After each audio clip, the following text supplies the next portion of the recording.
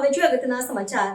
વડોદરા શહેરના પ્રખ્યાત એવા એલબીએસ ગ્રુપ તથા તેના પૂર્વ પ્રમુખ નારાયણભાઈ દેસાઈ દ્વારા કુબેરેશ્વર મંદિરની સામે પૂનમ કોમ્પ્લેક્સ વાઘોડિયા રોડ ખાતે સુંદરકાંડનું ખૂબ સરસ આયોજન કરવામાં આવ્યું હતું, જેમાં કોંગ્રેસ પ્રમુખ ઋત્વિક જોશી, પૂર્વ કોર્પોરેટર દીપક શ્રીવાસ્તવ, કરણી સેનાના પ્રમુખ મહેન્દ્રસિંહ રાઠોડ, કિરણ કાપડિયા, અમિત ગોટીકર, તીર્થ બ્રહ્મભટ્ટ, શૈલેષ કહાર, સુનિલ સોલંકી જેવા મહાનુભાવો હાજર રહ્યા હતા।